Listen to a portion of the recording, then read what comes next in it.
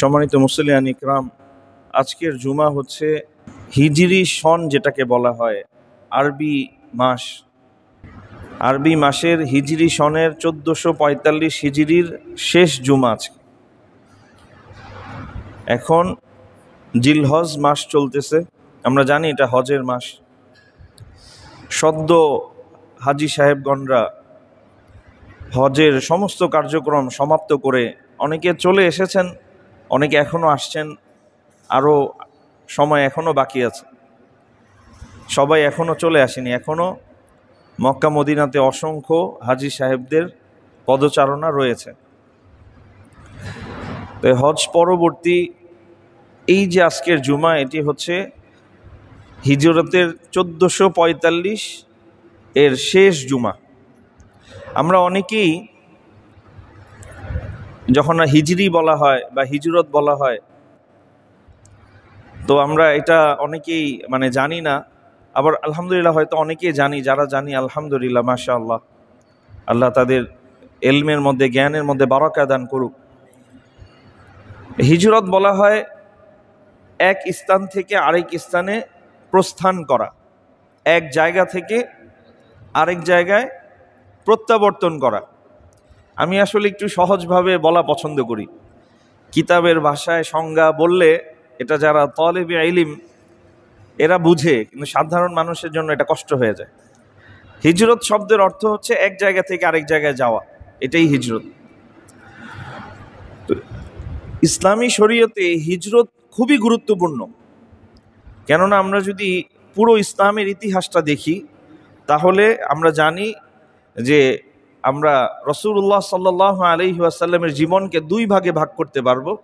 একটি হচ্ছে মা ক্বাবলাল হিজরাহ, আরেকটি হচ্ছে মা বা'দাল হিজরাহ।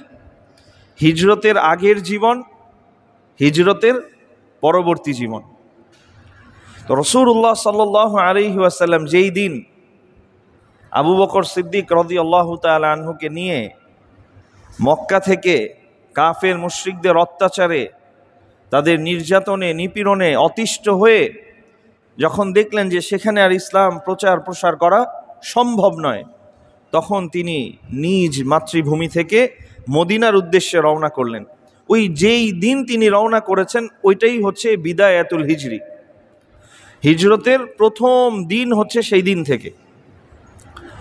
তাহলে আমরা ওই দিন থেকে আজকে প্রায় 1445 বছর পরে আমরা এই সময়টাতে আছি, এবং আমাদের থেকে 1445 বছর অতিবাহিত হয়ে গিয়েছে।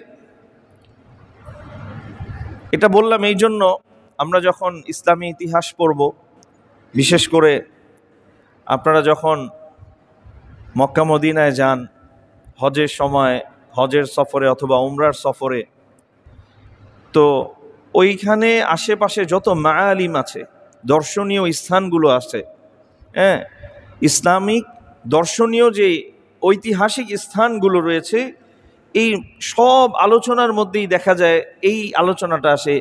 যেমন মদিনাতে যদি যান, মদিনার মসজিদে নববীর খুব কাছাকাছি হচ্ছে ওহুদের প্রান্তর। তো ওহুদের কথা আসলেই বলা হবে যে এটা 3য় হিজরিতে এই যুদ্ধটা হয়েছিল। এরপরে যখন সেখান থেকে আবার খন্দকে যাবেন, যেখানে খন্দকের যুদ্ধ হয়েছিল, তো বলা হবে এটা 5ম হিজরিতে এই যুদ্ধ হয়েছিল। তারপরে যাদের একটু আবেগ বেশি, যাদের ইতিহাস সম্পর্কে জানার আগ্রহ খুব বেশি, তারা এই 150-200 কিলোমিটার দূরে বদরে যান। ইসলামের প্রথম যুদ্ধ, বড় প্রথম যুদ্ধ, বদরের যুদ্ধ, তো সেটা হয়েছিল 2য় হিজরিতে। তো এই জন্য আমরা অনেকেই হিজরত জিনিসটা আমরা বুঝি না, আবার অনেকে লজ্জায় প্রশ্নও করি না। তো হিজরত হচ্ছে আমাদের প্রিয় নবী মুহাম্মদুর রাসূলুল্লাহ সাল্লাল্লাহু আলাইহি ওয়াসাল্লাম যেদিন মক্কা থেকে মদিনার উদ্দেশ্যে তিনি রওনা করলেন, আরবিতে এটাকেই বলা হয় হিজরত। ওইটাই হচ্ছে বিদায়াতুল হিজরি, হিজরি সনের শুরু সেই দিন থেকে। এই কথাটা শুরুতে বলার আরেকটা কারণ হচ্ছে, আমরা বর্তমান এমন একটা সময়ে আছি, এমন একটা যুগে আছি যে সত্যি বলতে যে পুরো পৃথিবীতেই এখন ইংরেজি সনের প্রচলন।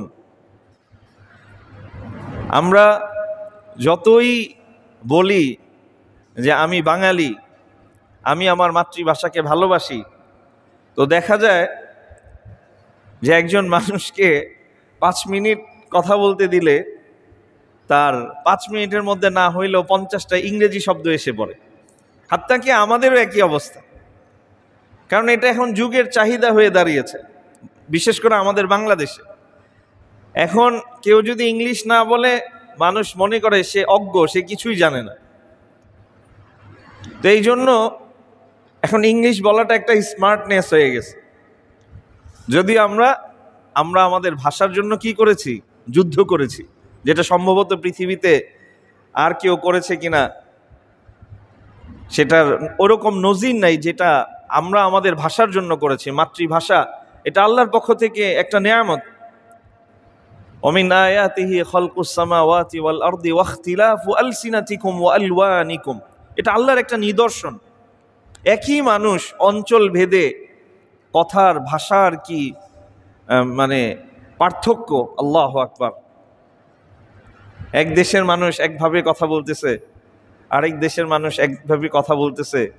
আর এই যে আল্লাহর এই আয়াত ওয়াখতিলাফু আলসিনাতিকুম ওয়া আলওয়ানিকুম, গায়ের রং, মানে এই আয়াতগুলো যখন আপনি মক্কা মদিনায় যাবেন, মানে এখন যে আমি এক্সপ্লেনেশন করতেছি, ব্যাখ্যা করতেছি, এটার প্রয়োজন হবে না। আপনি নিজেই বলবেন যে আল্লাহ আফ্রিকান মানুষদের কিভাবে বানাইলো, সুবহানাল্লাহ। এরা যখন কথা বলবে আপনার মাথার উপর দিয়ে যাবে সবকিছু। এরা কি কথা বলতেছে নাকি মশকরা করতেছে না কি করতেছে? আবার দেখবেন অনেক সুন্দর মানুষ, এত সুন্দর এত সুন্দর মানুষ, এত সুন্দর হইতে পারে, আল্লাহ মানুষকে এত সুন্দর করে বানাতে পারে, আল্লাহু আকবার। এই যে আয়াত ওয়াখতিলাফু আলসিনাতিকুম ওয়া আলওয়ানিকুম, এটা আসলে যারা হজ এবং ওমরার সফরে গিয়েছেন, বিশেষ করে আমরা যারা মদিনা ভার্সিটিতে আছি, একই ক্লাসের মধ্যে আফ্রিকার স্টুডেন্ট, একই ক্লাসের মধ্যে ইউরোপের স্টুডেন্ট, একই ক্লাসের মধ্যে আমেরিকার স্টুডেন্ট, একই ক্লাসের মধ্যে ইন্দোনেশিয়া মালয়েশিয়ার স্টুডেন্ট, একটা ক্লাসের মধ্যে। তো তখন এই জিনিসগুলো বুঝতে সহজ হয়। তো আল্লাহ রাব্বুল আলামিন আমাদেরকে বুঝার তৌফিক দান করুক, সকলে বলে আমিন। যেটা বলছিলাম যে আমরা যদিও বাঙালি, আমরা আমাদের আমাদের যে সনের তারিখগুলো আছে, মাসের যে নামগুলো আছে, আমরা এগুলো খুব একটা খেয়াল করি না। শুধু একটা দিন খেয়াল করি, সেটা কি পহেলা বৈশাখ। সেটা কি পহেলা বৈশাখ। পহেলা বৈশাখ মনে রাখা তো দোষের না। অনেকে বলে যে হুজুরদের ভিতরে হিংসা বেশি। আমরা বাঙালি, আমরা আমাদের বাংলা নববর্ষ এটাকে মনে রাখবো, এটাকে উদযাপন করব, এতে সমস্যার কি আছে? না ভাই, কোনো সমস্যা নেই। আপনি বাংলা সন আপনি খাতায় লিখে রাখেন, বা আপনার কাছে একটা ছোট নোট রাখেন, প্রতিদিন হিসাব করেন আজকে বৈশাখের 1 তারিখ 2 তারিখ 3, কোনো সমস্যা নেই। সমস্যা কোথায় এটা বুঝতে হবে। এই বর্তমানে নব্য প্রচলিত এই নববর্ষে যা হচ্ছে, এটা কখনোই মুসলমানদের ঐতিহ্য না, এমনকি এটা বাঙালিদেরও ঐতিহ্য না। এটা হচ্ছে হিন্দু আনা সংস্কৃতি, যেটা জোরপূর্বক কৌশলে আমাদের বাংলাদেশের মুসলমানদের মধ্যে ঢুকিয়ে দেওয়া হয়েছে। ঠিক না ভাই? ঠিক।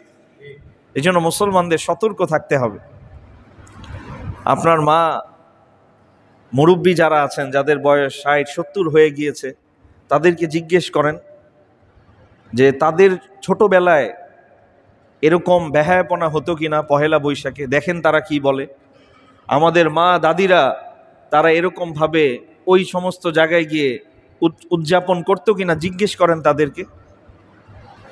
তখন অল্প কিছু চারুকারু কলার এরকম অল্প কিছু মানুষ, তারা নিজেরা এটা করত, একবারে জাতীয়ভাবে এরকম গুনাহের কাজ। এটা আমাদের বাংলাদেশে এতটা ব্যাপকভাবে ছিল না। আরো কষ্টের বিষয় হচ্ছে যে রমজান মাসেও ওই গান বাদ্য করতে হবে। এবং ওলামা ইকরাম কেন নিষেধ করেন? কারণ এখানে একটা মঙ্গল শোভাযাত্রা হয়। কি হয়? মঙ্গল শোভাযাত্রা। এটা তাদের বিশ্বাস যে এই শোভাযাত্রার মাধ্যমে সারাটা বছর আল্লাহ রাব্বুল আলামিন মঙ্গল দান করবেন, বলি নাউযুবিল্লাহি মিন যালিক। সমস্ত কল্যাণ এবং মঙ্গলের মালিক কে? আল্লাহ। এটা মুসলমানদের অনেক গুরুত্বপূর্ণ আকীদা। আমাদের সবার প্রথম যে জিনিসটা ঠিক করা দরকার সেটা হচ্ছে আমাদের আকীদা। আমার যদি আকীদাই ঠিক না থাকে তাহলে আমার সমস্ত আমল কিন্তু ভেস্তে যাবে। আল্লাহ রাব্বুল আলামিন একজন সাধারণ মুসলমান, হাদিসে এসেছে, মান ক্বালা লা ইলাহা ইল্লাল্লাহ দাখালাল জান্নাহ, যে বলল লা ইলাহা ইল্লাল্লাহ, এটা বলল, অন্তর থেকে এটা বিশ্বাস করলো, সে তখনই জান্নাতে প্রবেশ করলো, বলি সুবহানাল্লাহি বিহামদি। অন্য হাদিসে এসেছে যে আল্লাহ রাব্বুল আলামিন জান্নাতীদেরকে, মানে জান্নাত সবচেয়ে নিম্ন স্তরের যেই জান্নাতি ব্যক্তি, তাকেও দুনিয়ার সমান 10টা দুনিয়ার সমান জান্নাত দান করবেন, বলি সুবহানাল্লাহ। অথচ দেখেন কত কাফের আছে, কত মুশরিক আছে, কত বেঈমান আছে, যারা অনেক ভালো কাজ করে, হয়তো তাদের জীবনে শুরু থেকে নিয়ে শেষ পর্যন্ত একটাও খারাপ কাজ নেই। মানুষের সেবা করেছে, মানুষের সাথে ভালো আচরণ করেছে, সমাজ সেবামূলক কাজ করেছে, কিন্তু আল্লাহ কোরআনের মধ্যে কি বলছেন? ওয়াল্লাযীনা কাফারু আ'মালুহুম কাসারাবিন বিকিআহ ইয়াহসাবুহু আয-যামআনু মাআ। আল্লাহ বলছেন ওয়াল্লাযীনা কাফারু আ'মালুহুম, যারা কাফের তাদের আমল কেমন? কাসারাবিন বিকিআহ, আরবের মরিচিকার ন্যায়, মরুভূমির মরিচিকার ন্যায়। এই আয়াতের ব্যাখ্যাও আপনারা যারা মরুভূমিতে যাবেন, আরবে যাবেন, মানে একবারে অক্ষরে অক্ষরে বুঝতে পারবেন। আল্লাহু আকবার।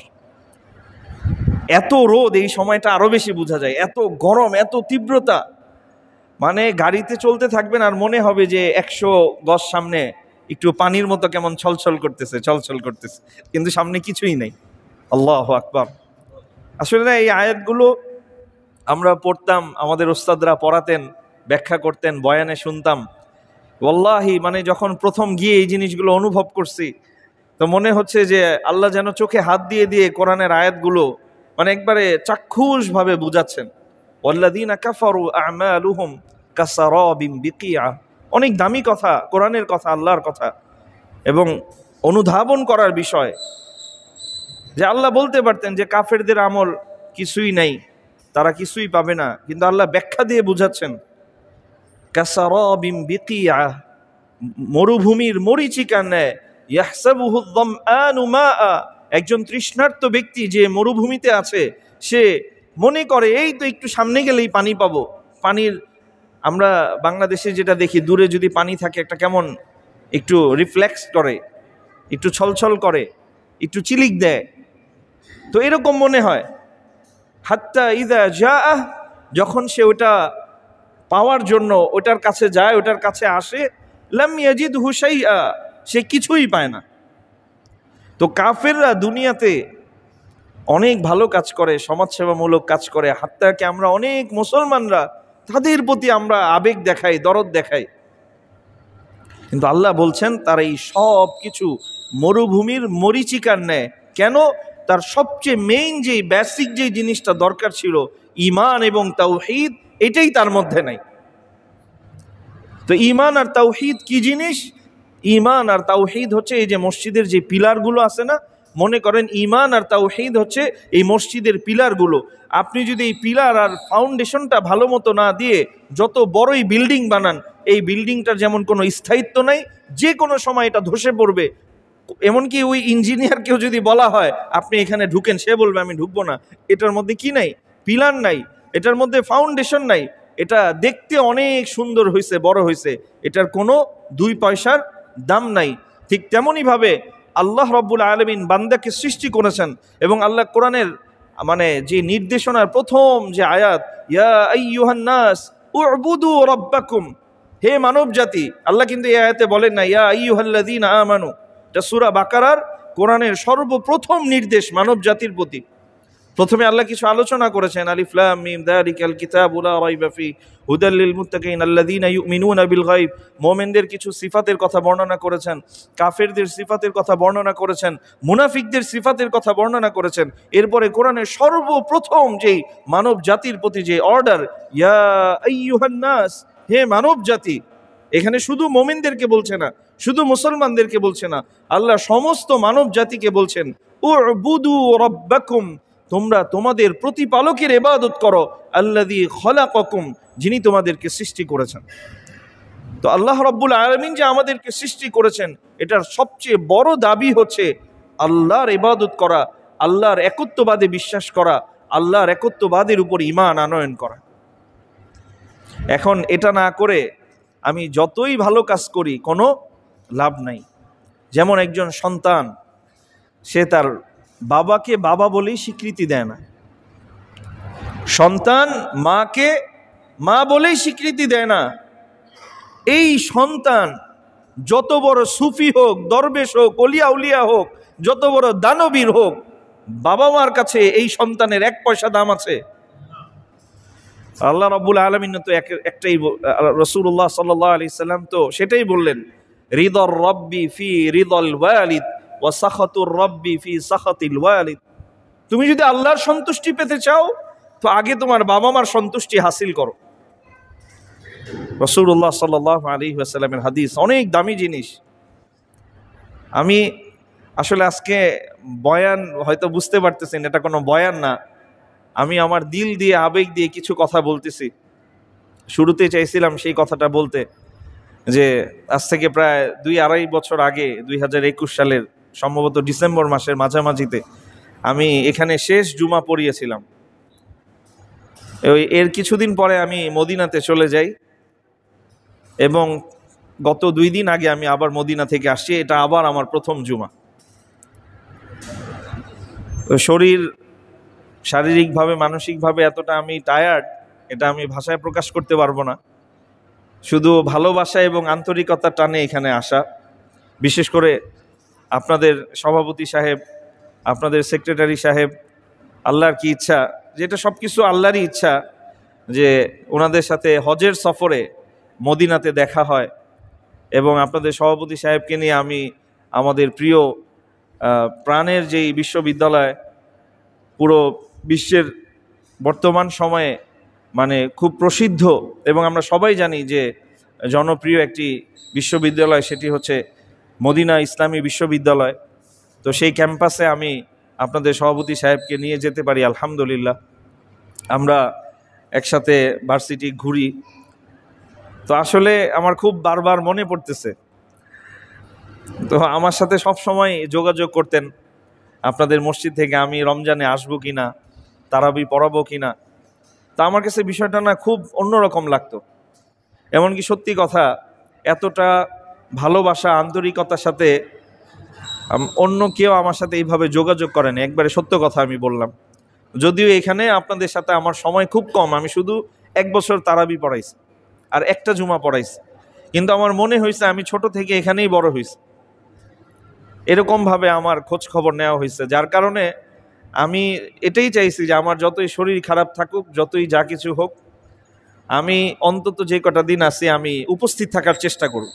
আমাকে যদি চায়, আমাকে যদি বলে, আমি থাকার চেষ্টা করব ইনশাল্লাহ। তো এই জন্য বয়ানের কোনো প্রস্তুতিও নেওয়া হয় নাই। আমি শুধু আপনাদের সাথে কিছু মানে ধরেন ঘরোয়া আলোচনা করতেছি। নিজের কাছের মানুষ, নিজের প্রিয় মানুষদের সাথে মানুষ যেমন সরল সোজাভাবে কথা বলে, ওইরকমভাবে কথা বলতেছি। আল্লাহ রাব্বুল আলামিন আমাদেরকে আমলের তৌফিক দান করুক। আমাদের একে অপরের মধ্যে ভালোবাসা, ইমানের জন্য আল্লাহ রাব্বুল আলামিন বৃদ্ধি করে দিক, সকলে বলে আমিন। এবং আমাদের সবচেয়ে বড় যে চাওয়া পাওয়া, আমরা যেন সবাই একসাথে জান্নাতে যেতে পারি, আল্লাহ রাব্বুল আলামিন সেই তৌফিক দান করুক, সকলে বলে আমিন। তো যেটা বলছিলাম, যে আমাদের সবচেয়ে মৌলিক যেই বিষয়, সেটা হচ্ছে আমাদের আকীদা ঠিক রাখা। ওই যে মঙ্গল শোভাযাত্রা থেকে আসলো, যে কল্যাণ এবং মঙ্গলের একচ্ছত্র মালিক কে? আল্লাহ। তো আমরা মনে করি যে এটা একটা সাধারণ বিষয়, চারু কলা থেকে করতেছে, এত সমস্যা কি? না ভাই দোস্ত বুজুর্গ, এই যে ধারণা করা হয় যে এই মঙ্গল শোভাযাত্রার মাধ্যমে আমাদের বাংলাদেশের মঙ্গল হবে, কল্যাণ হবে, এই চিন্তা সামান্য যদি কোনো মুসলমান করে তাহলে এটা শিরিক হয়ে যাবে, বলি নাউযুবিল্লাহি মিন যালিক। আর আমরা না সব জিনিসকে অনেক ভয় করি, কিন্তু আল্লাহ কোরআনের মধ্যে যেটা আমাদেরকে সবচেয়ে বেশি ভয় করতে বলছেন আমরা ওইটাকেই সবচেয়ে কম ভয় করি। আপনি যত বড় গুনাহের কথাই বলেন না কেন, যত বড় গুনাহই হোক না কেন, আল্লাহ কোরআনে বলছেন, আমার কথা না, আল্লাহর কথা। এখন আপনার যদি কোনো প্রশ্ন থাকে, সংশয় থাকে, আপনি আল্লাহকে প্রশ্ন করেন। আল্লাহ কোরআনে কয়েক জায়গায় বলেছেন, ইন্নাল্লাহা লা ইয়াগফিরু আইয়ুশরাকা বিহি, আল্লাহর সাথে যদি কেউ শিরিক করে আল্লাহ এটা ক্ষমা করবে না। লা ইয়াগফিরু, আল্লাহ ক্ষমা করবেন না, আইয়ুশরাকা বিহি, তার সাথে যদি শিরিক করা হয়, শিরিক আল্লাহ মাফ করবেন না। ওয়া ইয়াগফিরু মা দুনা যালিকা লিমান ইয়াশা, এছাড়া যত গুনাহ আছে আল্লাহ সব মাফ করে দিবেন, তবে একটা শর্ত আছে, যদি আল্লাহ সেটা চায়। মানে সম্পূর্ণটা কার হাতে? আল্লাহর হাতে। তবে একটা কথা, যে আল্লাহ কি শিরিকের গুনাহ মাফ করতে পারেন না? একটা হচ্ছে আল্লাহ বলছেন আল্লাহ মাফ করবেন না, আরেকটা হচ্ছে আল্লাহ কি মাফ করতে সক্ষম না। দুইটা এক জিনিস না। আল্লাহ চাইলে সব মাফ করে দিতে পারেন, আল্লাহ সব কিছুর উপর কি শক্তিমান। অনেকে বলে যে আল্লাহ মাফ করবে না, আল্লাহ মাফ করবে না। না, আল্লাহ চাইলে সব মাফ করে দিতে পারেন, এটা সম্পূর্ণ আল্লাহর হাতে। আবার আল্লাহ চাইলে ছোটখাটো বিষয় জিনিস আটকে দিতে পারেন। কিন্তু আল্লাহ কোরআনের মধ্যে তিনি বারবার ঘোষণা দিয়েছেন, এবং যারা আমরা আরবি গ্রামার বুঝি, এই জায়গাগুলোর মধ্যে আল্লাহ রাব্বুল আলামিন তাকিদ ব্যবহার করেছেন, ইন্না, অবশ্যই, নিশ্চয়ই, সার্টেইনলি, লা ইয়াগফিরু আন ইউশরাকা বিহি, আল্লাহর সাথে যদি কেউ শরীক করে, শিরিক করে, আল্লাহ সেই গুনাহ, শিরিকের গুনাহ কি করবে না? মাফ করবে না। ওয়া ইয়াগফিরু মা দুনা যালিকা লিমান ইয়াশা, অন্য সব গুনাহ মাফ করে দিবে। এখন আমাদের অবস্থা এমন হয়ে গেছে, আমরা অন্যান্য গুনার ব্যাপারে সচেতন, শিরিকের ব্যাপারে অসচেতন। ঠিক কিনা? আপনারা আমার সাথে একমত কিনা? শিরিক করা এই বিষয়টাকে আমরা ভয় পাই না, কিন্তু অন্যান্য গুনাহকে আমরা ভয় পাই। এই জন্য দেখবেন পুরো আরবের, শুধু সৌদি আরব না, পুরো আরব, মিশর, দুবাই, কুয়েত, ইয়ামান, হ্যাঁ, আরও কি আছে, যত আরব দেশগুলো আছে, এবং পাশাপাশি আরব ছাড়াও আরও অন্যান্য অনেক দেশ আছে। আপনি সেই সমস্ত ওলামা ইকরামের যখন বয়ান শুনবেন, তাদের বয়ানের শুরুর প্রায় 5 থেকে 10 মিনিট শিরকের বিরুদ্ধে বয়ান থাকে এবং তাওহীদের পক্ষে বয়ান থাকে। আর দুঃখজনক হলেও সত্য, আমাদের বাংলাদেশে তাওহীদের আলোচনা তুলনামূলক খুব কম। ঠিক তেমনইভাবে শিরকের ভয়াবহতা, শিরিক যে অনেক বড় গুনাহ, এটা তুলনামূলক, আমি বলছি না এটা নাই, আলহামদুলিল্লাহ, কিন্তু এটা আরও বেশি হওয়া দরকার। কেননা ওই সমস্ত জায়গায় শিরিক নাই, তারা শিরকের ব্যাপারে খুব জোরালো বয়ান করে, আর আমাদের দেশে শিরিকে ভরপুর, আমাদের দেশে এটা বাদ দিয়ে অন্যান্য বিষয়ে আলোচনা বেশি। আল্লাহ রাব্বুল আলামিন আমাদেরকে হেফাজত করুক, সকলে বলে আমিন।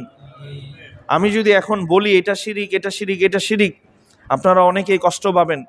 এই জন্য আমার ভিতরে যদি ঈমান থাকে, আমার ভিতরে যদি আল্লাহর ভালোবাসা থাকে, আমার ভিতরে যদি জান্নাতে যাওয়ার আকাঙ্ক্ষা থাকে, তাহলে আজকে থেকেই আমরা এটা খোঁজা শুরু করি, একটু যাচাই শুরু করি, স্টাডি করি যে শিরিক কি জিনিস, মা হুয়া শিরক, শিরক এটা কি। কেন বলতেছি জানেন? এখন আমি যদি বলি, আপনারা বলবেন যে দেখো মদিনায় আইসা এখন বেশি বুঝা গেছে, মদিনা থেকে পয়রা আইসা এখন বলে আমরা নাকি সবাই শিরিক করি। না, আমি এই জন্য বলতে চাই না, আপনি একটু পড়েন। এলেম অর্জন করা তো ফরজ, প্রয়োজনীয় এলেম অর্জন করা আমাদের সবার জন্য ফরজ। একটু পড়ালেখা করেন যে শিরিক কি জিনিস, কোন কাজগুলো শিরিক। যদি এটা শিরিক হয়ে থাকে, অবশ্যই অবশ্যই ওই শিরিক থেকে আমাকে, আপনাকে, সবাইকে বাঁচতে হবে, আমার পরিবারকে বাঁচাতে হবে, আমার সমাজকে বাঁচাতে হবে, আমার রাষ্ট্রকে বাঁচাতে হবে। কেননা আল্লাহ রাসূল সাল্লাল্লাহু আলাইহি ওয়াসাল্লাম এবং ইসলাম এটা পছন্দ করে না যে একজন তুমি একা একা জান্নাতে চলে যাও। হাদিসে পাওয়া যায় যে আল্লাহ রাসূল সাল্লাল্লাহু আলাইহি ওয়াসাল্লাম বলছেন যে আল্লাহ রাব্বুল আলামিন নির্দেশ দিলেন ফেরেশতাদেরকে, তোমরা অমুক গ্রামকে ধ্বংস করে দাও। তখন ফেরেশতারা আল্লাহকে বলল, ইয়া আল্লাহ, ওই জায়গায় তো আপনার এক বুজুর্গ আবেদ বান্দা আছে যে দিন রাত 24 ঘন্টা আপনার ইবাদত করে, এমনকি চোখের পলক পরিমাণ সময়ও আপনার ইবাদত থেকে গাফেল হয় না, এমন আপনার প্রিয় বান্দা আছে সেখানে। তো আল্লাহ বললেন যে তাকে সবার আগে ধ্বংস করো। এই ঘটনা বা হাদিস আমরা শুনছি, একটু বুঝার চেষ্টা করি, কত কত কঠিন কথা। একজন বুজুর্গ যে কোনো গুনাহ করে না, মানুষের কোনো ক্ষতি করে না, মানুষের যে হক আছে তার জান মালের কোনো ক্ষতি করে না, জবানের দ্বারা কাউকে কষ্ট দেয় না, তার কাজের মাধ্যমে কাউকে কষ্ট দেয় না, তার সারাটা দিন সে ইবাদতের মধ্যে অতিবাহিত করছে।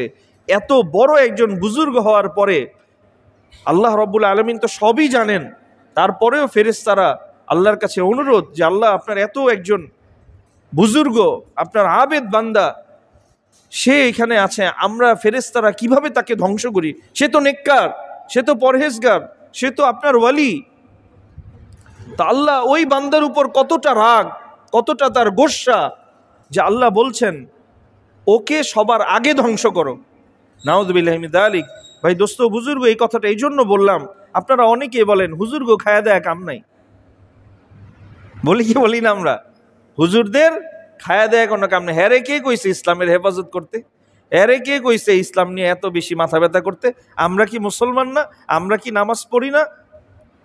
ভাই দোস্ত বুজুর্গ, ওই যে আপনি যখন জানবেন, আল্লাহ কোরআনে কি বলছেন, হাল ইয়াস্তাউইল আ'মা ওয়াল বাসীর হাল ইয়াস্তাউইল লাযীনা ইয়া'লামুনা ওয়াল লাযীনা লা ইয়া'লামুন। যারা জানে আর যারা জানে না তারা কি সমান? তো যে পড়ালেখা করেছে যে ইয়া আইয়ুহাল্লাযীনা আমানু, হে ঈমানদারেরা, কু আনফুসাকুম, তুমি তোমার নিজেকে বাঁচাও, ওয়া আহলিকুম নারা, তোমার পরিবার পরিজন, তোমার প্রতিবেশী, তোমার দেশের মানুষকে তুমি বাঁচাও জাহান্নামের আগুন থেকে। তো এইটা যে পড়বে, যে এই ব্যাপারে এলেম অর্জন করবে, একজন আলেম হবে, সে তার চোখের সামনে দেখবে শিরিক হচ্ছে, সে তার চোখের সামনে দেখবে বেদাত হচ্ছে, সে তার চোখের সামনে দেখবে রাষ্ট্রের থেকে ইসলাম মুছে যাচ্ছে, সে চুপ করে থাকবে? এটা কখনোই সম্ভব। আমরা যে বলি কেন আলেমরা এরকম করে, এটা আপনিও একটু পড়ালেখা করেন, আপনিও একটু হাদিস পড়েন, দেখবেন আপনার মধ্যে পরিবর্তন আসবে।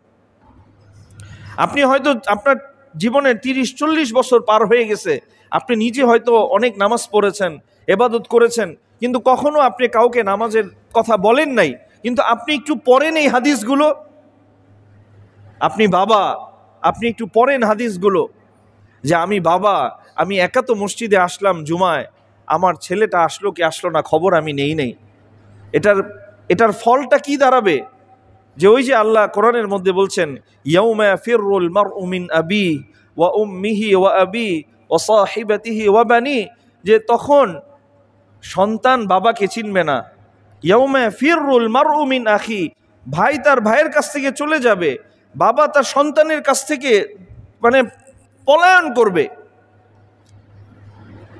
সন্তান কিয়ামতের ময়দানে বলবে যে আল্লাহ, আমার বাবা কখনো আমাকে মসজিদে নিয়ে যায় নাই, আমাকে যদি নিয়ে যাইতো আমি নামাজি হইতাম, আজকে যদি আমার জাহান্নামে যেতে হয়, আমি সেই বাবার বুকের উপরে পারি আমি জাহান্নামে যাব বলি নাউযুবিল্লাহি মিন যালিক। তো এই যে আমি একলা ইবাদত করতেছি, ইসলাম তো এটা চায় না। ইসলাম চায় তুমি নিজে ইবাদত করো, তোমার পরিবার পরিজন আত্মীয় স্বজন এলাকাবাসী প্রতিবেশী তোমার যতটুকু সাধ্য আছে এই সাধ্য পর্যন্ত তুমি কি করো? তুমি ইসলামের প্রচার করো। এই জন্য আমরা জানি রাসূলুল্লাহ সাল্লাল্লাহু আলাইহি ওয়াসাল্লামের প্রসিদ্ধ হাদিস, বাল্লিগু আন্নি ওয়ালাউ আয়া, আমার একটা আয়াতও যদি জানো এটা কি করো? প্রচার করো। সুবহানাল্লাহি বিহামদি। আজকে যদি এই প্রচার প্রসারের এই যদি আমল না থাকতো, আজকে 1445 হিজরিতে এসে আমরা কিন্তু কোরআন আর হাদিস পেতাম না। আমরা যদি একটু মুহাদ্দিসিন ইকরাম, মুফাসসিরিন ইকরামের ইতিহাস পড়ি, আমাদের গায়ের পশম দাঁড়িয়ে যেতে বাধ্য হবে যে আমাদের আকাবির, আমাদের আসলাফ, সালফে সালেহিন, তারা ইলমের জন্য কতটা খেদমত করেছেন। বিশেষ করে যারা বাংলাদেশে তো এটা বলে যে তাখাসসুস ফিল হাদিস, হ্যাঁ, তাখাসসুস ফিল হাদিসে যারা পড়ে এরা আরো বেশি অনুধাবন করে। তাখরিজ নিয়ে যারা পড়ালেখা করে এরা আরো বেশি অনুধাবন করতে পারে যে একটা হাদিস সংগ্রহের জন্য ইমাম বুখারী, ইমাম মুসলিম, ইমাম তিরমিজির মতো বড় বড় যারা ইমাম ছিলেন, হাদিস বিশারদ ছিলেন, তারা কতটা ত্যাগ করেছেন, কতটা বিসর্জন দিয়েছেন, কত দিন না খেয়ে থেকেছেন, দিনের পর দিন তারা ইলম নিয়ে পড়েছিলেন। আল্লাহু আকবার। একটা হাদিসের জন্য তারা শত শত মাইল সফর করেছেন। আল্লাহু আকবার। এইভাবে করে তারা দিনটাকে সংগ্রহ করেছেন। কেন? ওই যে বললাম, যে বুঝবে, যে জানবে, সে কখনো নিজেকে গুটায় রাখতে পারবে না।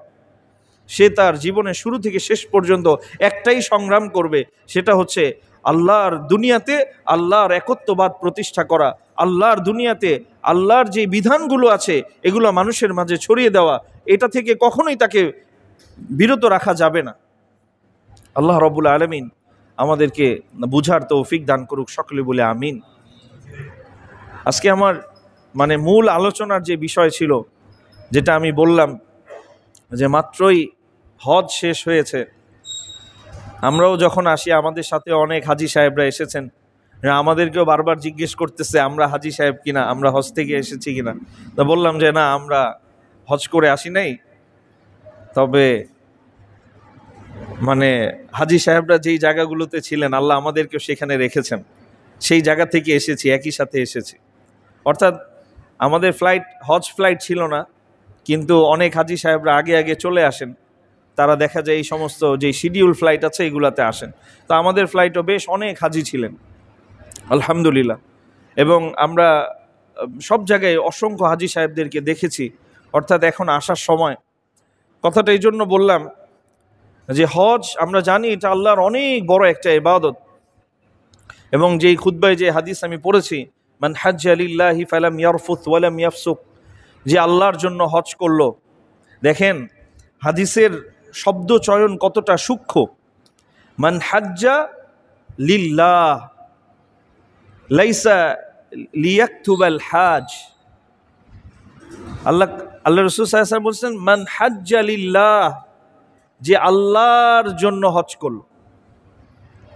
আপনি কোরআনে দেখেন, আল্লাহ কোরআনে যে হজের নির্দেশ দিলেন, ওয়া আতিমুল হাজ্জা ওয়াল উমরাতা লিল্লাহ, কার জন্য? একমাত্র আল্লাহর জন্য। নামের শেষে হাজি লাগাতে হবে, নামের শুরুতে আলহাজ লাগাতে হবে। কেউ না লাগালে এটা নিয়ে মন খারাপ করতে হবে না ভাই, দোস্ত, খুব সাবধান। এবং এই বিষয়গুলোকে যত গোপন রাখা যায়। হ্যাঁ, হজ আল্লাহর জন্য। আর আমরা জানি রিয়া এটা হচ্ছে কি শিরকে আসগর, যে শিরকের ভয়াবহতার কথা বললাম। শিরকে আসগর হচ্ছে কি রিয়া। রিয়া বলা হয় আমি অনেক ভালো কাজ করছি, কিন্তু আমার নিয়ত আল্লাহকে সন্তুষ্ট করা না, মানুষকে দেখানো। নাউযুবিল্লাহি মিন যালিক। এটাও একটা শিরক, এটা হচ্ছে ছোট স্তরের শিরক। তো আল্লাহ কোরআনে হজের যত কথা বললেন, ওয়ালিল্লাহি আলান নাসি হিজ্জুল বাইত, ওয়ালিল্লাহ, আল্লাহর জন্য। এটা বলতেছি এই জন্য যে হজের যে হুকুম আহকাম বিধানগুলো আছে খুবই সেন্সিটিভ। যত কম পারা যায় শেয়ার করা, মানুষকে জানানো, বলা, এবং আমি হজ করে আসছি এটা প্রচার প্রসার যত কম পারা যায়। কারণ হজ এমন একটা ইবাদত, এটা আল্লাহর সাথে বান্দার সরাসরি কানেকশন। আপনি বাইতুল্লাহ গেছেন, আপনার আর কি দরকার আছে? আল্লাহর সামনে আপনি গিয়ে বলতেছেন লাব্বাইক আল্লাহুম্মা লাব্বাইক, আর কি দরকার আছে মানুষকে আপনার জানানোর? আপনি তো আপনার রবকে আপনি জানিয়ে আসছেন যে লাব্বাইক আল্লাহ আমি উপস্থিত, আল্লাহুম্মা লাব্বাইক আল্লাহ আমি উপস্থিত। আল্লাহর কাবা ঘরে গিয়ে তার ঘর ধরে তাওয়াফ করে আপনি বলে আসছেন লাব্বাইক আল্লাহুম্মা লাব্বাইক। আর তো কোনো কিছু দরকার নেই। আলহামদুলিল্লাহ, পুরো দুনিয়ার যে মালিক প্রতিপালক তিনি জেনে গেছেন, আপনি সেখানে গেছেন, আর মানুষকে জানানোর দরকার নেই। যত পারেন এগুলা গোপন রাখেন। এটা আপনার সাথে আল্লাহর একটা সরাসরি সম্পর্ক হয়ে গেছে। আর তো এই সম্পর্কের মধ্যে মানুষকে ঢুকানোর দরকার নেই। তো যত জায়গায় আসছে যে মান হাজ্জা লিল্লাহ, যে আল্লাহর জন্য হজ করলো, ফালাম ইয়ারফুত ওয়ালাম ইয়াফসুক, এই হজের মধ্যে কোনো অশ্লীলতা, কোনো পাপাচার সে করেনি। দেখেন, আমি এটাই বললাম যে আমাদের যেই পয়েন্টগুলোতে সচেতন থাকা উচিত, সতর্ক থাকা উচিত, আমরা ওই পয়েন্টগুলোতে আমরা অসচেতন থেকে আমরা অন্যান্য নফল ইবাদত নিয়ে ব্যস্ত। আমাদের বাংলাদেশের অনেক মানুষের মধ্যে দেখা যায় হজের সময় বিভিন্ন বই নিয়ে যায়, অথবা যখন হজ করতে ও তাওয়াফ করতেছে তখন হাতে অনেক কিছু থাকে। তো এমন একটা অবস্থা হয়, না সে পড়তে পারতেছে, না সে ঠিকমতো আমল করতে পারতেছে। ওই যে কি বললাম, মানে আমার যেটা দরকার, যেটা ফরজ, সবচেয়ে ইম্পর্টেন্ট, ওইটাকে আমি প্রাধান্য না দিয়ে আমি দিচ্ছি কোনটাকে? নফলটাকে, যেটা না করলে আমার হজ ওমরার কোনো সমস্যাই হবে না। যেমন অনেকেই এমন দোয়ার বই নিয়ে যায় যে এই দোয়া হাদিসের কোথাও নাই।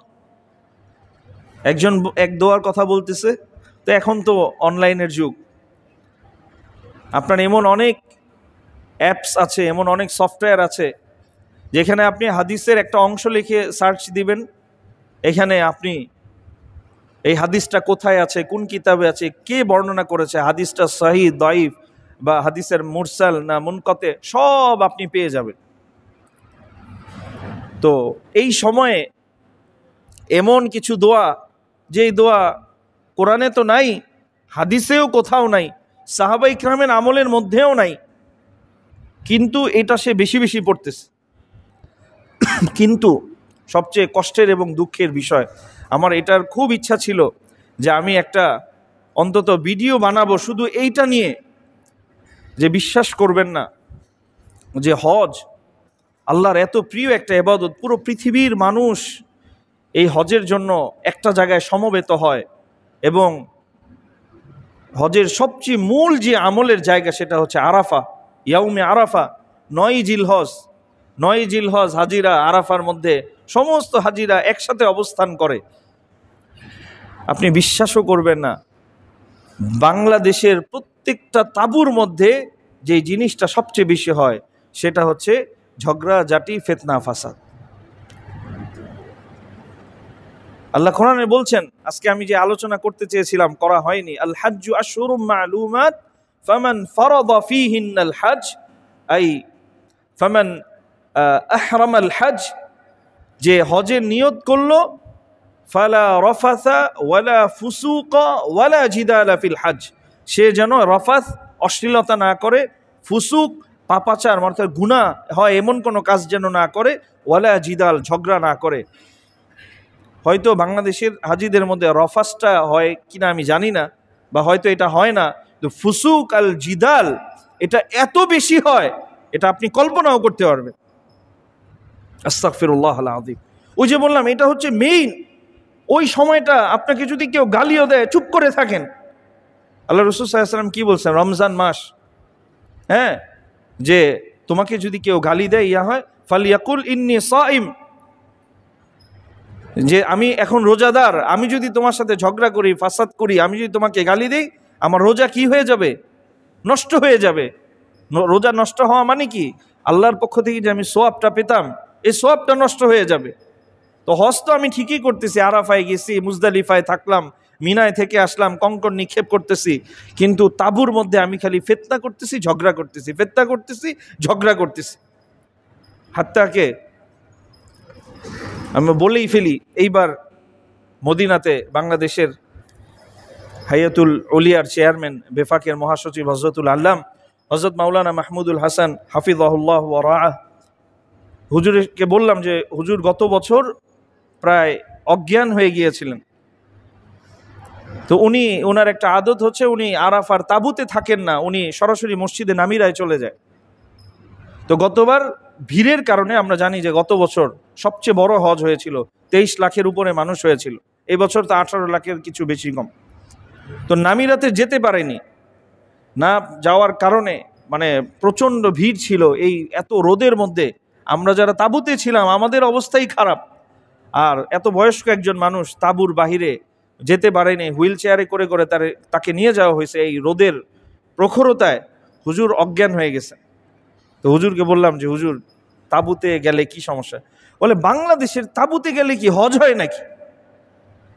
বাঙালিদের তাঁবুতে ঢুকলে হজ হয় নাকি? এটুক কথায় আমি বুঝে গেছি, এটুক কথায় আমি বুঝে গেছি। আসলে আমাদের বাংলাদেশের তাঁবুগুলোর মধ্যে দেখা যায় পীর সাহেব ওই আরাফার ময়দানে মুরিদরা আসে দোয়া নিতে। আস্তাগফিরুল্লাহ আল আযীম। এগুলা বললে এখন সবাই আমার সমালোচনা করবে, আল্লাহ মাফ করুক। সত্য কথা, মানে হজে গেছে সে আল্লাহর কাছে গেছে নাকি ওইখানেও সে তার পীর মুরিদের খানকা নিয়ে বসছে, বুঝার কোনো উপায় নাই। আল্লাহ মাফ করুক, সকলে বলে আমিন। তারপরে এমন কোনো তাঁবু পাবেন না যেখানে এই জোহর আর আসরের নামাজ কসর করবে, একসাথে পড়বে না 4 রাকাত পড়বে। ভুল বললাম? আমার ইচ্ছা ছিল এগুলো আগে বলবো, কিন্তু সুযোগ করতে পারি নাই। শুধু বলার উদ্দেশ্য হচ্ছে আমাদের পরিবর্তন হইতে হবে। আমাদের ভিতরে প্রচন্ড রকম গোরামি, কেউ বলতে পারবে না। ধরেন কেউ যদি ওইখানে 2 রাকাত পড়ে, সে যদি কসর করে, অন্য মাযহাবে কি এই ফতোয়া আছে তার নামাজ হবে না, তার নামাজটা বাদ হয়ে যাবে? অথবা সে 4 রাকাত পড়লো, অন্য মাযহাবে কি এটা বলা হয়েছে যে 4 রাকাত পড়বে তারটা হবে না? আমরা আসলে মাযহাব জিনিসটাই বুঝি না। মাযহাবটাকে আমরা একে অন্যের সাথে কোন্দল বানায় ফেলছি। কিন্তু মাযহাবটা আসলে এরকম না। মাযহাবটা হচ্ছে এক একজন ইমামের এক একটা সিদ্ধান্ত। এখন যেই সমাজে, যেই এরিয়াতে যেটা প্রসিদ্ধ, সেই অঞ্চলের মানুষ সেটার উপর আমল করবে, এটাই হয়ে আসছে। তারপরেও ধরে নিলাম যে আমার ভাই বা আমার একজন পরিচিত মানুষ, সে এটা করতেছে না, আরেকটা করতেছে, কিন্তু সে তো হাদিসের উপর আমল করতেছে। এত সমস্যা কেন ভাই? কত মানুষ আছে নামাজ পড়তেছে না, কত মানুষ আছে হজে যাচ্ছে না। এই মানুষটা হজে আসছে, সে 2 রাকাত পড়ুক 4 রাকাত পড়ুক, হাদিসের উপর তো আমল করতেছে। এটা কি বললাম যে সে আরাফার ময়দানে যদি ঝগড়া ফাসাদ না করে 2 রাকাত পড়ুক 4 রাকাত পড়ুক, আল্লাহ যে নিষেধ করছে তুমি ফুসুক করো না, পাপাচার করো না, তুমি জিদাল করো না, ঝগড়া করো না, সে তো এই আমলগুলা করলো। হয়তোবা তার 2 রাকাত বা 4 রাকাত নিয়ে একটা ভুল হয়েছে, সেটা কি কোনো ভুল না যে তার নামাজটা হবে না, এরকম না। কিন্তু সে কি হইতো, তার হজটাকে বাঁচাইতে পারতো। আর আমাদের বাংলাদেশে এই 2 রাকাত পড়বে না 4 রাকাত পড়বে, আরাফার ময়দানে তাঁবুর ভিতরে মারামারি হয়ে যায়। নাউযুবিল্লাহি মিন যালিক। কারণ আপনি আমি এই 6 লাখ 7 লাখ টাকা দিয়ে হজে গেলাম, আল্লাহ আমাকে নব্য শিশুর মতো পুত পবিত্র করে ফেলবে। শয়তানকে এটা চায়, শয়তানকে এটা চায় যে আল্লাহ আমার গুনাহ মাফ করুক। শয়তান আল্লাহর সাথে কি ওয়াদা করছে যে লাউগুইয়ান্নাহুম, আমি তাদেরকে পথভ্রষ্ট করব, মিন বাইনি আইদিহিম ওয়া মিন খালফিহিম ওয়া আন আইমানিহিম ওয়া আন শামাইলিহিম, সামনে থেকে, পিছন থেকে, ডান থেকে, বাম থেকে, চতুর্দিক থেকে আমি আপনার বান্দাকে পথভ্রষ্ট করব। তো শয়তান এটাই করে। তুমি হজে যাবা, 6 লাখ 7 লাখ টাকা খরচ করছো, করো, সমস্যা নাই। ওমরা করছো, সমস্যা নাই। ইহরাম পড়ছো, সমস্যা নাই। তারপরে মিনায় থাকছো, কোনো সমস্যা নাই। আরাফায় আসো, আমি শয়তান আসি উপস্থিত, তোমাদের মধ্যে ঝগড়া লাগায় হজের সমস্ত আমল বরবাদ করে দিলাম। আর এটার জন্য দায়ী কারা জানেন? এটার জন্য দায়ী আমরা আলেমরা। কথাটা করা কথা, কিন্তু বলে দেই যে আমরা বাংলাদেশে যারা আছি, যে মতাদর্শের আলেমই আমি হই না কেন, আমি আমার মুসল্লিদেরকে একটা জিনিসই শিখাইছি, এটাই করতে হবে, এইটার বাইরে যাওয়া যাবে। এখন ওই মানুষ তো হজে গেছে, আমার হুজুর বলছে এটাই করতে হবে, ওটা করা যাবে না। আমি আপনাদেরকে বলি শুধু জানানোর জন্য যে আমি সহ আমরা আরো কয়েকজন মদিনা ভার্সিটির ছাত্র ছিলাম, আরো 2-1 জন আলেম ছিল। আমরা একটা সিদ্ধান্ত নিছি যে আমরা আরাফার ময়দানে এই আমলটা করব। আমি বলবো না কোনটা, 2 রাকাত না 4 রাকাত বলবো না, বললেই আপনারা আমাকে এক দলে ঢুকাই দিবেন। আমরা এটা সিদ্ধান্ত নিছি যে আমরা এটা করব। করার সিদ্ধান্তর পরে আমরা চিন্তা করলাম এই সিদ্ধান্তটা ঠিক কিনা। তখন আমরা মদিনা ভার্সিটি, আমাদের এক বড় ভাই, উনি পিএইচডি করতেছেন, ডক্টরেট করতেছেন, ওনার সাথে আমরা বিষয়টা নিয়ে আলোচনা করলাম। উনি বললেন আপনার তাঁবুতে যেই আমল হচ্ছে আপনি সেই আমলটা করেন। বাস আমাদের চিন্তা চেতনা, আমাদের ডিসিশন সব বাদ দিয়ে দিলাম, আমাদের তাবুতে যেটা হচ্ছে এটা করলাম। কারণ হচ্ছে আমরা কয়েকজন মদিনা ভার্সিটির স্টুডেন্ট ছিলাম, আমরা যদি বিপরীত করতাম আমাদের সাথে অনেক মানুষ বিপরীত করত, এবং সেটা ওই একই তাবুর মধ্যে এটা একটা তাফরিক হয়ে যেত, আমরা তাফরিকের কারণ হতাম। আর আল্লাহ কোরআনে বলতেছেন যে ওয়াতাসিমু বিহাবলিল্লাহি জামিআন ওয়ালা তাফাররাকু, ওই যে আল্লাহ যেটা বলছেন তোমরা এক থাকো, আলাদা হয়ো না, আমরা ওইটাই করি। কিন্তু অন্য দিক দিয়ে আমরা নফল করে মনে করি যে আমরা অনেক কিছু করে ফেলছি। আল্লাহ রাব্বুল আলামিন আমাদেরকে বুঝার তৌফিক দান করুক, সকলে বলে আমিন। এটা বলার উদ্দেশ্য হচ্ছে যে আমরা মানে মৌলিক যে বিষয়গুলো এগুলোতে ফোকাস কম করি। সর্বশেষ যেটা বলবো যে হজের পরের যে বিষয় সংক্ষিপ্তভাবে শেষ করে দিই। আল্লাহ কোরআনে যেটা বলছেন হজের পরের আমলটা কি, সুম্মা আফিদু মিন হাইথু আফাদান নাস ওয়াস্তাগফিরুল্লাহ, হজের কার্যক্রম শেষ, বেশি বেশি তওবা ইস্তেগফার করো। অহংকার করার দরকার নেই, মানুষকে জানানোর দরকার নেই, আল্লাহর যেটা জানার তিনি জেনে গিয়েছেন, বেশি বেশি ইস্তেগফার করো, আল্লাহ যেন তোমার আমলটা কবুল করে। সুবহানাল্লাহ। তারপরে বললেন ফাইদা কাযাইতুম মানাসিকাকুম, হজের কার্যক্রম শেষ করেছো, ফাযকুরুল্লাহ, আল্লাহর জিকির করো। এবং আল্লাহ পরের আয়াতে বলতেছেন দোয়ার কথা। তিনটা আমল, এক নাম্বার হচ্ছে ইস্তেগফার করা। আমরা প্রত্যেক ফরজ নামাজের পরে 3 বার পড়ব আস্তাগফিরুল্লাহ, আস্তাগফিরুল্লাহ, আস্তাগফিরুল্লাহ। এরপরে সকাল এবং সন্ধ্যায় সাইয়্যিদুল ইস্তিগফার পড়ার চেষ্টা করব। আল্লাহুম্মা আনতা রাব্বি লা ইলাহা ইল্লা আনতা খালাকতানি ওয়া আনা আবদুক ওয়া আনা আলা আহদিকা ওয়া ওয়া'দিকা মাস্তাতা'তু আউযু বিকা মিন শাররি মা সানা'তু আবু লাকা বিনি'মাতিকা আলাইয়া ওয়া আবুউ বিযামবি ফাগফিরলি ফাইন্নাহু লা ইয়াগফিরুয যুনুবা ইল্লা আনতা। যে ব্যক্তি এই সাইয়্যিদুল ইস্তিগফার সকালে পড়বে এবং সন্ধ্যার পড়বে, এর মাঝখানে যদি সে মারা যায় আল্লাহ রাব্বুল আলামিন তাকে জান্নাত দান করবেন। সুবহানাল্লাহি বিহামদি। বুখারী শরীফের হাদিস। ইস্তিগফার যত বেশি পড়ব পারি, যত বেশি পারি বেশি বেশি ইস্তিগফার, আস্তাগফিরুল্লাহ আস্তাগফিরুল্লাহ আস্তাগফির, বেশি বেশি পড়ব। একটু গুনাহ হয়ে গেছে আস্তাগফিরুল্লাহ পড়ার অভ্যাস করি। এটা হচ্ছে হজের পরবর্তী গুরুত্বপূর্ণ আমল যেটা কোরআনে এসেছে। চলতে ফিরতে উঠতে বসতে ইস্তিগফার, ইস্তিগফারের অনেক ফাজাইল, সময় নাই। নাম্বার 2, আল্লাহ রাব্বুল আলামিনের জিকির। আল্লাহর জিকির সেটা কোরআন তেলাওয়াতের মাধ্যমে হতে পারে, সেটা কোরআন হাদিসে বর্ণিত যে কোনো বিষয়ের মাধ্যমে হতে পারে। আল্লাহর প্রিয় যে বাক্য সুবহানাল্লাহ ওয়ালহামদুলিল্লাহ ওয়ালা ইলাহা ইল্লাল্লাহু আল্লাহু আকবার, এরকম আরও যত হাদিসের মধ্যে বর্ণিত যেই জিকিরগুলো আছে আমরা এগুলো করার চেষ্টা করব। এরপরে 3 নাম্বার হচ্ছে দোয়া করব। আল্লাহ বলছেন অমিনহুম মান ইয়াকুলু রাব্বানা আতিনা ফিদ দুনিয়া ওয়া মা লাহু ফিল আখিরাতি মিন খালাক, যারা শুধু দুনিয়া চায় আল্লাহ তাদেরকে দুনিয়াও দিবে না, আখিরাতও দিবে না।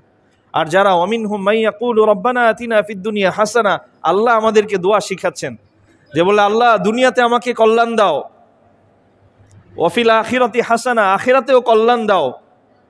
আল্লাহ বলতেছেন যে উলাইকা লাহুম নাসীবুম মিম্মা কাসাবু, এরাই তো প্রকৃত সফল, এরা যা চেয়েছে আল্লাহ তাদেরকেই দান করবেন। বলি সুবহানাল্লাহি বিহামদি। অর্থাৎ আমরা বেশি বেশি ইস্তিগফার করব, বেশি বেশি জিকির করব এবং আল্লাহর কাছে চাইব। আমরা মনে করি কি আল্লাহর কাছে শুধু জান্নাত জাহান্নাম চাইতে হয়। যারা অবিবাহিত যুবক ভাইরা আছেন আল্লাহর কাছে নেককার স্ত্রী চাবেন, নামাজ পড়ে পড়ে, পারবেন তো ইনশাল্লাহ। আবার কিন্তু অবৈধ প্রেমের জন্য দোয়া করেন না, নেককার স্ত্রীর জন্য দোয়া করবেন। আপনার রিজিকের প্রয়োজন, আল্লাহর কাছে দোয়া করেন।